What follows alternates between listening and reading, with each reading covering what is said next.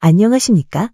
소쿨극장의 소리내어 읽거나 눈을 감고 듣기 코너입니다. 구독과 좋아요 그리고 알람 설정 부탁드립니다. 재미있고도 좋은 글로 보답하겠습니다. 조선 초 선비 성여학이 전라도 땅 고부마을에 볼 일이 있어서 갔다. 중간에 객점에 들렀는데 두 남자가 남녀의 음양 문제로 설왕설래하고 있었다. 손님 중에 한 사람이 열을 올렸다. 남자는 뭐니 뭐니 해도 연장이 커야만 여자를 만족시킬 수가 있어. 이 세상 어디를 가도 작은 것에 흡족해하는 여자는 없어. 다른 한 손님은 이에 대해 절대 그렇지 않다고 주장했다. 아니야, 그건 자네가 몰라서 그래. 남자가 여자를 만족시키는 것은 그 연장의 크고 작음에 있는 것이 아니라 잠자리에서 여자에게 어떻게 해주느냐는 기술에 달려있다네.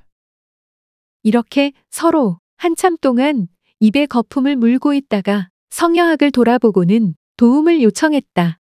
보아하니 선비님은 한양에서 오신 것 같은데 아무래도 우리 촌사람보다는 견문이 넓을 테니 좀 판결해 주시오. 이에 성여학은 제법 전문가나 되는 듯이 설명했다. 옛날 정력이 강하기로 이름난 중국 진나라 여부리 이야기에 여부리의 연장은 수레바퀴에다 끼우면 수레바퀴를 돌릴 정도로 크고 강했다고 나타나 있으니 아무래도 여자를 만족시키기에는 연장 크기가 제일 중요하다고 보아야지요.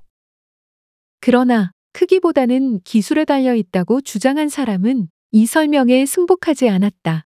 마침 그 객점의 주인이 나이가 들어 기생생활에서 은퇴한 퇴기였다. 그러니 여주인에게 가서 그녀가 겪은 일을 토대로 판결해달라고 부탁하는 것이 어떠냐는 의견이 나왔다. 그래서 가서 물었더니 심심하던 차에 잘 됐다고 웃고 좋아하면서 기생은 이렇게 말했다. 이 문제는 내가 전문가인데 왜 진작 와서 물어보지 않고 쓸데없이 싸우기만 하고 있었어요. 한마디로 말하자면 내 오랜 잠자리 경험으로는 뭐니 뭐니 해도 사내의 연장은 크면 클수록 더욱 좋고 감동적이에요. 이 이야기는 향규여보라는 책에 자세한 설명이 있지요. 듣기를 원하면 내가 일러주지요. 늙은 기생은 웃으면서 객점의 사람들을 돌아보았다.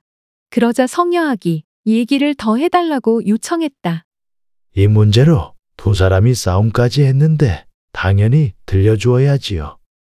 그러자 나이 든 기생이 말했다. 그러면 잘 들어보세요. 남자가 여자를 즐겁게 해주는 조건으로는 대강 7가지가 있어요. 우선 약물이 우뚝 서서 꼿꼿해야 한다오. 둘째, 약물은 무릇 따뜻해야 해요. 셋째, 약물의 머리가 커야 하고, 넷째, 약물의 길이가 길어야 하며, 다섯째, 처음부터 끝까지 힘차게 운동해야 하고, 여섯째, 무엇보다도 오래오래 운동을 계속해야만 한다오. 내가 겪은 바를 토로한다면 머리가 큰 것으로 깊이 넣어 오래오래 계속하는 것이 제일이었다오. 기생의 설명에 큰 것이 좋다고 한 사람이 의기양양해졌다. 그렇지 않다고 한 사람은 결코 승복할 수 없다는 표정을 지으면서도 기가 죽었다. 늙은 기생이 기가 죽은 사람을 위로했다. 기술도 물론 중요하지 않은 것은 아닙니다. 하지만 물고기를 잡아먹어 보세요. 큰 놈이 맛이 더 있지 않습니까? 옆에서 듣고 있던 성유복이 물었다. 여자를 즐겁게 해주는 조건이 7가지라 하지 않았소이까? 그런데 왜 6가지만 말하시오?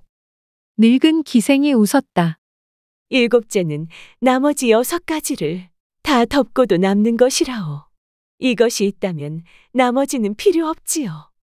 그것이 대체 무엇이오? 무엇은 무엇이겠어요. 금은 보화지요. 그 물건 앞에 서면 하늘이 노래지면서 다른 것은 아무 필요도 없게 된답니다. 그 무렵 고부 땅에는 메인으로 소문이 자자한 어린 기생이 있었다. 마침 일이 있어 고부에 들렸던 신숙주가 그녀를 한번 보고는 무척 마음에 들어했다.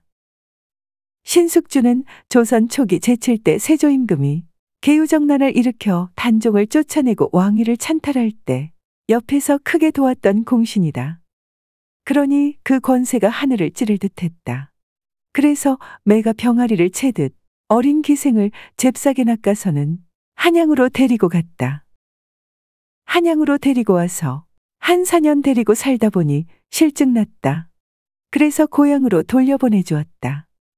그런데 한양에서 귀양한 지 얼마 안 되어 그 어린 기생에 대한 소문이 파다하게 퍼졌다. 마침 신숙주보다는 못하지만 나름 세조의 왕위 등극을 도운 훈신 한 씨에게 아들이 하나 있었는데 부친 대신 세금을 징수하러 왔다가 이 기생을 보고 홀딱 반했기 때문이다. 한생은 세금으로 받은 배, 즉 진공포 9마리를 고부 땅에 실어다 놓고는 그 어린 기생을 만나 놀았는데 그렇게 놀다가 마침내 진공포를 모두 기생집으로 싣고 들어가서는 그녀와 같이 살았다. 한생은 아직 순진한 총각이라 여자와 잠자리할 기회가 한 번도 없었다. 그러니 동정을 어린 기생에게 바친 셈이 됐다. 한생은 어린 기생의 능숙한 잠자리 기술에 홀딱 빠져서 신분의 차이를 무릅쓰고라도 물론 부모님은 결사적으로 반대하겠지만 그녀를 한양으로 데리고 가 혼인할 생각을 했다. 그런 와중에 세금으로 받은 포목이 거의 바닥났다. 한생은 재물이 다 떨어지면 기생이 자신을 냉대할지 어쩔지 걱정되어 기생의 마음을 넌지시 떠보기로 했다. 그래서 웃으면서 기생에게 이렇게 말했다. 너는 지금까지 많은 남자를 겪어보았을 테니 내가 겪었던 남자를 마음에 드는 순서대로 점수를 매겨보아라. 기생이 웃었다. 나으리, 시키는 대로 하겠습니다. 소첩이 순서대로 이름을 부를 테니 붓을 잡고 종이에 써 내려가십시오. 기생의 서슴없는 대답에 한생은 자기 이름을 첫 번째로 부를 것이라 짐작하고 종이를 펼친 다음 붓을 잡았다. 기생이 순서대로 이름을 부르기 시작했다. 잘 들으십시오. 장성고을 아전으로 살던 이청이 단연갑이고요. 서천마을에 사는 어부 임만손이 그 다음으로 을입니다. 그리고 별로 좋지는 않았지만 4년 동안 신세를 졌으니 신숙주 대감이 안 들어갈 수는 없지요. 그러니 신숙주 대감을 병으로 하십시오. 그 다음은 교생 박명춘이 정, 영남 손님 오필이 무입니다. 이렇게 부르는 대로 받아 적은 한생은 자기 이름을 첫 번째로 불러줄 줄 알았는데 부르지 않아서 무척 실망하였다. 계속해서 더 불러보아라. 그 외에도 더 많이 있을 것 아니냐. 하고 재촉했다. 그제야 기생이 눈치를 챘다. 나으리께서 붓을 잡고 계시니 역시 어디에 이름이 들어가기는 해야겠지요. 지금까지 적은 그 끝에 나으리 이름을 써넣으십시오. 그러면 들어갈 사람이 없습니다. 이 말을 들은 한생은 부끄러워하면서도 물어보았다. 내가 순서를 매긴 기준을 알고 싶구나. 그야 당연히 잠자리 잘하는 순서에 따른 것이지요. 이렇게 대답하면서 한생을 쳐다보고는 기생이 웃었다. 실망한 한생은 남은 재물을 탈탈 털어 모두 그녀에게 주고는 미련을 버리고 기생집을 나섰다. 한생이 한양으로 돌아간다고 하니 기생이 나와서 작별 인사를 했다. 새삼스레 기생의 손을 잡아보니 만감이 교차해 저절로 눈물이 뚝뚝 흘러내리는데 두루마기가 다 젖었다. 돈이 한 푼도 없는 한생은 한양으로 올라가는 동안 거린 신세가 되어 밥을 얻어먹으면서 갔다. 한양에 도착하자 공금을 횡령한 죄로 의금부에 붙잡혀 갔다. 부모님이 한생이 횡령한 돈을 대신 갚았지만 지은 죄가 있는지라 마침내 멀고 먼 남의 섬으로 귀양을 가게 됐다. 제가 저지른 짓이니 누구에게 호소하겠는가. 세금으로 받은 포목을 팔아 기생에게 탕진할 때 이미 각오했던 일이라 한생은 담담하게 받아들였다. 가슴 아픈 일은 자기의 마음을 고부기생이 몰라준 것인데 사람 마음을 어찌 강제로 하겠는가 단념할 수밖에 없었다. 울적한 마음으로 경전을 읽으면서 하루하루를 보냈는데 그렇게 답답한 세월이 1년쯤 흘렀다. 유배 생활이 이대로 계속된다면 차라리 남의 푸른 바다에 몸을 던지는 것이 나을 것 같다는 생각이 자주 들었다. 그러던 어느 날 툇마루에 앉아 있자니 누군가 알듯한 여인이 살인문 밖에 조용히 서 있었다. 이상해서 자세히 보니 고부에서 몇 달 같이 살던 기생이었다. 놀라서 물었다. 내가 이 남의 섬에 웬일이냐? 선비님 보고 싶어 왔어요. 반가워서 들어오라고 하니 큰절하고 난 뒤에 멀고 먼 고부 땅에서 남해까지 찾아온 연유를 말했다. 쇳내가 잘못 생각했어요. 선비님, 한양으로 올라가시고 난 뒤에 저에게 준 재물 때문에 공금 횡령건으로 멀고 먼 남의 섬으로 귀양 갔다는 소문을 뒤늦게 들었어요. 저 같은 것 때문에 귀양을 가다니 가만히 생각해보니 너무나 송구하고 죄송했습니다.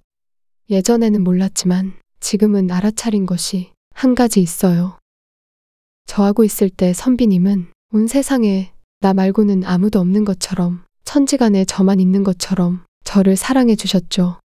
선비님 말고는 저를 그렇게 대접해주고 사랑해주는 사람은 팔도천지에 한 사람도 없었어요.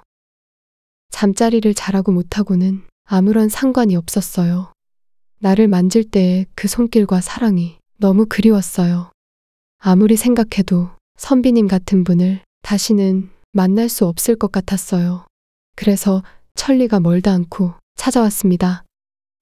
선비님이 받아주신다면 유배 생활하는 동안 옆에서 수발하고 싶어요. 그리고 귀양살이가 끝나 한양으로 돌아가실 때 따라가서 죽을 먹던 밥을 먹던 일생 곁에서 모시고 싶습니다. 고부기생의 말을 듣는 사이에 세상이 조금씩 밝아지더니 한생은 갑자기 살고 싶은 욕망이 일어났다. 들어주셔서 고맙습니다. 용어 풀이와 참고 문헌 그리고 자료 출처는 명기만 하고 따로 읽지는 않겠습니다. 참고하시기를 바랍니다.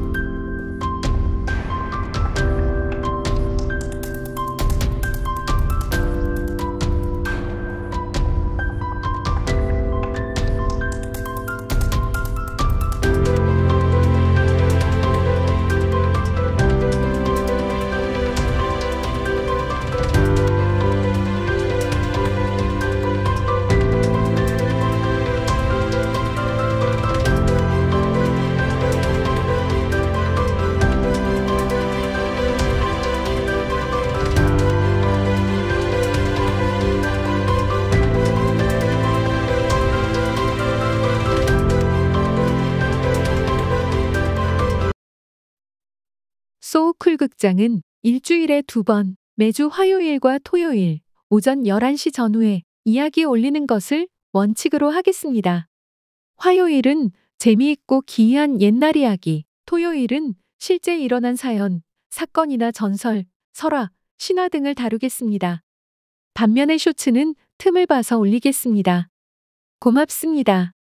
다음에 만날 때까지 건강하시기를 기원합니다.